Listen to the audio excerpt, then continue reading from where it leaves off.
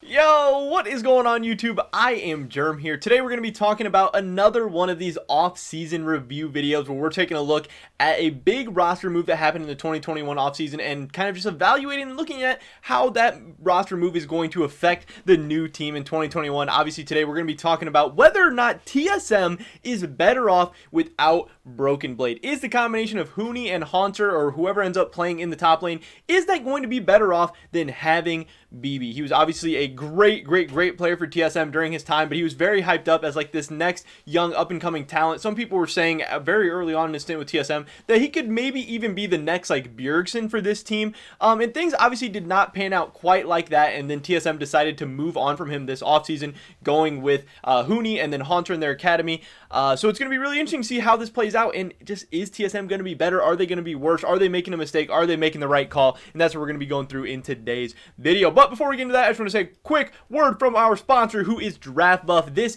is a fantasy esports app and website where you can build a team of the best players in esports. They have it on the App Store, they have it on Google Play, and they have it in browser as well. I've already done a couple of drafts on this website with this app. It is all super clean, super seamless, and really fun, and it has me hyped up for this upcoming League of Legends and fantasy season. I'm super excited to be playing on DraftBuff. If you guys are hyped up as well for the LCK, LEC, LCS, any of that, and want to play some fantasy esports, definitely go check out DraftBuff. Link's going to be in the description below. Make sure you use code IAMGERM when you get signed up. I would appreciate it a ton, and so would they. But with that being said, let's get right into today's video, which again is Brokenblade, Huni, Haunter, whoever. Is this move going to work out for TSM? So there was actually a lot of talk in the offseason for TSM. First, just kind of being, I guess, the reasons that they had to move on from Brokenblade. Obviously, the retirement of Bjergsen kind of left a big hole in the mid lane. TSM has honestly been really lucky over the past couple of years to have Bjergsen in the mid lane, not only because he's been an amazing player, not only because he's been an MVP candidate, not only because he brings one of the biggest fan bases, and is just a really awesome, likable player who is great outside the game and great inside the game, but because he is a resident mid laner. He has had North American residency for so long, and that has helped them in their kind of team building and roster structure for so long, and that has been a great advantage that TSM has had, and honestly that a lot of the best teams in North America has had as well. You know, Team Liquid, you're seeing the same things with Jensen. Having one of the top mid laners also be a North American resident is great, because mid lane has been one of the weakest positions historically in North America. So once they didn't have Bjergsen anymore, it was going to be tough. They were most likely going to have to import a mid laner, because the other options outside of Bjergsen, outside of like Jensen, were not great. Again, the NA guys are like Demonte, Poe Belter, then you start getting into like Insanity, guys like that. There's just not a lot of great options, especially if you want to be one of the top teams, if you want to be one of the teams going to Worlds. Yes, Clutch Gaming did make it to Worlds a couple of years ago with like Demonte, but I think the league has leveled up since then, and you're really just going to be at a little bit of a disadvantage. It is still possible, but it's just going to be unlikely. So they had to move on. They end up going with Power of Evil, which means they have one less import slot, and they also for whatever reason, you know, early on decided that they were most likely going to be importing a big name support, which just didn't leave them for any room in the top lane with Brokenblade. And I think that made sense to a lot of people. Top lane has actually been a relatively strong position in North America for a while, and this offseason there was a ton of free agents. Obviously TSM ends up going with Huni, and they end up grabbing Haunter as well. Both of those guys were available, but at different times they also had considered Licorice, they also had considered Impact. There were a ton of great options to replace Brokenblade. Even Brokenblade, even though he had been very good during his time with TSM, it was probably easier to replace him than it was to replace like a mid laner or support, which are in my opinion the two weakest positions in the LCS. Again, people have known for a while mid lane is pretty historically weak, but honestly, look at the supports. Support is pretty weak as well. So being able to go out and get a huge name in a guy like Sword Art was awesome. Obviously, TSM is hoping to replicate some of the things that like Team Liquid has been able to do with like a Core JJ, building up the Team Liquid team, also building up Tactical. And then once Doublelift retired as well, TSM knew they were going to be bringing in a young AD carry and lost an inexperienced AD carry. And I think having an import veteran support is going to help develop him as well. So again, all these things added up to TSM needing to move on from Brokenblade in the top lane. Again, them moving on is not necessarily necessarily saying that Brokenblade was bad or that he did anything wrong or that Huni is better than him or Huni and Haunter or whoever they end up playing in the top lane is going to be better than Brokenblade. But just in the roster as a whole, it ended up making sense because their other mid lane options were going to be great. Their other support options weren't going to be great. But people have really criticized TSM for this move. There's been a ton of comments that I've seen on Twitter, on my YouTube channel, on a ton of other videos and stuff where people are like, what is TSM doing? Huni is the biggest coin flip player in the world. He's washed up. He's bad. Blah, blah, blah, blah, blah. So it really got me thinking of, what is going to happen? How good are the top lane duo of Huni and Haunter going to be able to do with TSM? And we recently heard from Bjergsen. I know I made a video about this a couple days ago where Bjergsen says the community has it all wrong. The community is criminally underrating Huni, and that Huni the last couple of years, even though his stats haven't been as good, even though maybe some people say he's not passing the eye test, Bjergsen thinks he has been a very, very great player the last couple of years. He said he didn't go as far to say that Huni is like better than Brokenblade. He didn't make any call-outs like that, but he said he thinks Huni has the potential to be the best top laner in North America in 2021, which is a big statement from a guy like Bjergsen. Obviously he's not going to come out and say that he thinks Huni sucks or something like that. He has a little bit of bias there. This is his top laner. But Bjergsen says he does see some things in Huni that he thinks other people are not seeing, and he thinks Huni has kind of been trapped in some lackluster rosters the last couple of years. And I don't know that I necessarily agree with that, but I do agree with the sentiment, and this is something I talk about on this channel all the time, where a bad roster, bad players around you, bad coaching staff, bad infrastructure, bad organization can make players look way worse. So I think if you think your team is better, if you think your roster is better, if you think your coaching staff is better or whatever, you can take a chance and kind of buy low on some of these players that have maybe not looked so great on other teams and build them up and get a deal for them. Because again, TSM is getting Huni way cheaper than they were going to get a guy like Licorice or a guy like Impact. And if Bjergsen thinks he has the potential to be just as good as those guys, then this is a great pickup from TSM. And obviously they still have the insurance policy in Haunter ready to go if things go downhill. But honestly, I don't hate the signing of Huni as much as some people. I'm not ready to be as optimistic and go as far as Bjergsen to say that he's going to be the best top laner in North America, but I do think there is a big chance for him to look much better this year than he did, say, like last year, moving over to TSM. Because again, I do think TSM is better than the teams he has been playing on. Maybe even better than the Clutch Gaming team that Huni took to Worlds in 2019. Because again, people are forgetting that was only like 2 years ago where Huni took a not very great roster in Clutch Gaming, took them to Worlds. Yes, they ended up going 0-6. Yes, they kind of flamed out.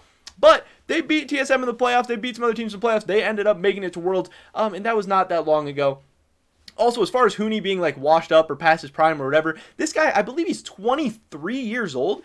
He's the same age as Licorice. He is not one of these guys that's like 25, 26, 27, pushing 30.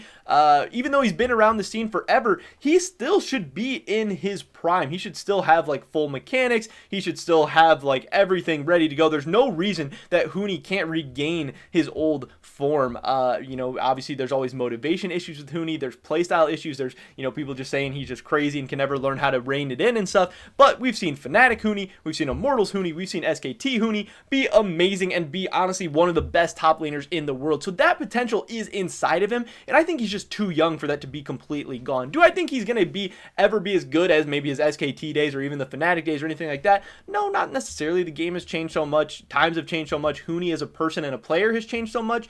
But there still is a ton of potential inside of him. And also another thing I love from him is this guy is able to draw so many bans, and that is really going to open up drafts for Bjergsen and the rest of his team, and that is going to be so exciting. I mean, there's so many Huni pocket picks where he's been on these bad teams where they're just constantly able to just ban Huni's picks, like whether it's GP, Rumble, whoever, and then, they can just kind of play around and make Huni play on these kind of lackluster champions. But now he's going to be on a team like TSM where he has legitimate threats in guys like Spica, in guys like Power of Evil, in guys like Sword Art. Their teams are going to have to decide, do you want to ban just the Huni champions, or do you want to give over some of those power picks to Huni and see just how good he is, to see just how washed up he is? Brokenblade never really had those specific picks that anyone was necessarily too scared of. He had a pretty big champion pool. He's good at a lot of things, but not really like elite at any like 1, 2, 3 champions that you had to be super scared or super afraid of. And Brokenblade has a lot of the same problems that Huni had as well. Brokenblade can be very inconsistent. He can be too over aggressive. He's not the best weak side player. He was not the most consistent on tanks or anything like that. And yes, he loved playing those aggressive picks, and every once in a while he could absolutely pop off and carry a game. He had that talent to be able to just dominate any game and even probably be playing at an international type level at times, and he could be one of the better top laners really in the world.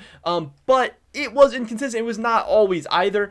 And again, I think Huni at the least could be a similar type player to Brokenblade. And having a resident top laner as opposed to an import top laner would be really, really valuable for this team and really open up the roster and the roster building and construction and give the team so many different options. You guys know I love taking a look at these stats and stuff. If we look back to the LCS Summer 2020, Huni only played in like 8 games, but we can see some of the stats and stuff. Brokenblade was a much higher KDA player. But you can see Brokenblade with that 66.7% win rate, as opposed to Huni's 37.5. KDA very, very closely tied to like win rate and stuff, just because if you're losing a lot, you're going to be dying more often. So KDA can sometimes be more of a team's like biased stat and stuff like that. But what really stands out for me is this right here. Brokenblade and Huni, gold per minute, very, very similar, but the damage per minute is not at all. Huni was the #1 top laner in the LCS in summer in terms of damage per minute, with Brokenblade being very middle of the pack. This is absolutely insane and really, really stands out to me. And if you look at the history of their careers, this is how it's always been. Huni is one of the biggest carry threats. Even though he might die a little bit more often, he might have a little bit lower KDA, he is a threat. He draws attention, and that I think could really open up the map for the rest of the TSM team, because again, they have a ton of talent on this team. Sword Art, Spica, Power of Evil. We don't know exactly what's going to happen with Lost yet, but guys, if you open up the map for some of these other experienced veteran guys who are really, really good, and some of them even world class, like I think Power of Evil and Sword Art are definitely world class players. If Huni is able to draw some of this attention for them and be this huge threat, it could be great. Also, with a guy like Lost being kind of inexperienced and stuff, allowing the bot side to maybe play weak side and having a really, really consistent strong side top laner in Huni could also open up things a ton as well. If we look back to Worlds 2020, this is obviously where Brokenblade was his most recent international competition. TSM went 0-6. We look at his KDAs. Brokenblade was just kind of towards the bottom with a 1.6 KDA in terms of damage per minute. Brokenblade was also towards the bottom as well. But then we look at World 2019, and this is where we last saw Huni at the international stage, and he also went 0-6. So I think there is a little bit of some comparison to be made there. He had the 1.5 KDA, so a very, very similar KDA to Brokenblade.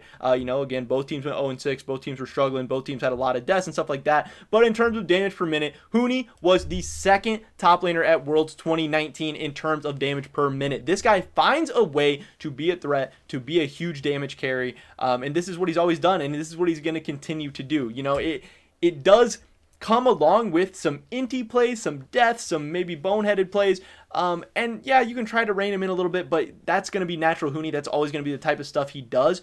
But again, there is something here. There is a huge, huge threat in Huni. And again, moving over to a team like TSM, who I think has the talent to finish third in the LCS, has a chance to be a very, very good team in 2021, despite losing Bjergsen, despite losing Doublelift, I think is really going to open up things for Huni. And we haven't seen Huni playing on a roster with this much talent in quite some time. So even though people are kind of writing him off, even though people are sleeping on him a little bit, you know, Bjergsen is telling you not to. He's trying to get your guys' attention, and I think Huni could get people's attention in a big way in 2021. It is a risky signing for TSM because it could blow up in their face. Huni could absolutely suck. That is definitely a possibility, but I'm more leaning towards the side that Huni is being slept on by the community a little bit, that he's going to have a big year, and I think he could really come out and surprise people, and this might honestly be one of the better pickups of the offseason. You know, Huni going to TSM. TSM has a chance to find, you know, just an absolute gem in the top lane here. But that is pretty much everything for this video today, guys. Definitely drop a like if you enjoyed it. Leave a comment down below. What do you think about what TSM was able to do in the offseason? Do you think they're going to regret moving on from Brokenblade? Do you think Huni's going to pop off? Or do you think Haunter's even going to come in and have a chance to be a beast for them? Which one of these guys do you think is going to be the best by the end of the year? Because Brokenblade's going to be over in Schalke. We're going to see how he's doing. Those comparisons are going to be made all year long, whether or not TSM made the right decision. Definitely subscribe to stay up to date on all my latest content. Remember to check out Draft Buff. Drop a like on this video. It helps me out a ton with the YouTube algorithm. All that stuff I would appreciate a ton. Hopefully I catch you guys in the next one. But until then, peace.